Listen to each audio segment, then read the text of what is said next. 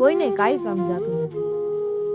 શ્રમણ ભગવાન રોજ ગોચરી ઓરવા આવે, પણ ગોચરી ઓર્યા વિના પાછા ચાલ્યા જાય.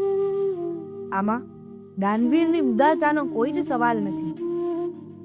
ગોચરી પણ નિર્દોષ હોય, પણ પ્રભુ પાછા ચાલ્યા જાય.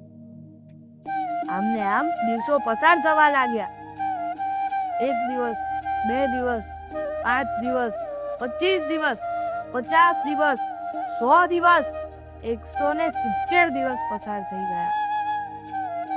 અને આયો 178મો દિવસ, કે જ્યારે મારા પ્રભુ રોજની જેમ ગોચરી ઓરવા નીકળ્યા. ત્યારે તેમને એક સ્ત્રીને જોઈ કે જેનો એક પગ ઉમરાની બહાર અને એક પગ ઉમરાની અંદર હતો.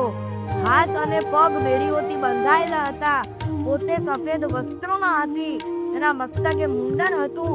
એના હાથમાં અડદના બાકુલા હતા અને એ ઊભી હતી.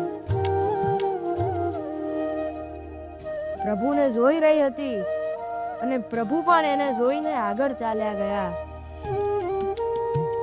એ સ્ત્રી કે, હે ત્રિશલાના નંદન, હે સિદ્ધાર્થના જાયા, હે 24માં તીર્થાજી રાજ, આમ મને જોઈને મારા હાથે પારણું કર્યા વિના ચાલ્યા જશો? અને એ સ્ત્રી ચોઝાર આંસુએ રડવા લાગી.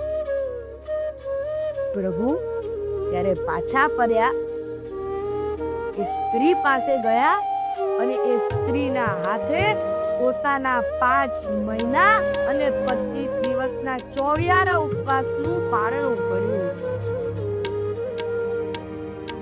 આવા વિકટ, વિચિત્ર અને આપણે ના સમજી શકીએ ને એવા પાપ કર્મોના ઉદય વચ્ચે પણ એ સ્ત્રીએ આનંદમાં અને મસ્તીમાં મારા 24માં તીર્થંકર પ્રભુ મહાવીરને પારણું કરાવવાનું પુણ્ય મળ્યું, જે પ્રભુ મહાવીરના 36,000 સાધ્વીજીઓમાં વડેરા હતા, જે સ્ત્રીઓમાં પ્રથમ સંયમ જીવન અંગીકાર કરનારા હતા. એવા શ્રી મહાસતી કો કે મહાસાધ્વીજી કો ચંદન બાળા શ્રીજીના ચરણોમાં કોટી કોટી વંદન.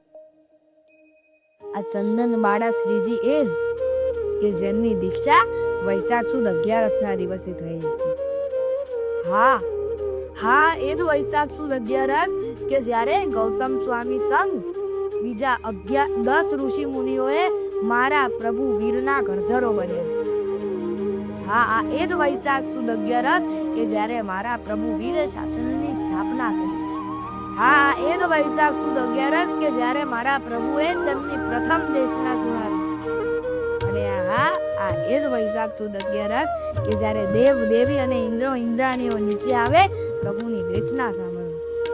હા, એ જ વૈશાખ સુદ 11. અને આવા જ નવા વિડીયોઝ જોવા માટે આજે જ લાઈક કરો, કોમેન્ટ કરો અને ફોલો કરો અમારા શાસન ગૌરવના પેજને. #history beyond the knowledge. Vande શાસનમ.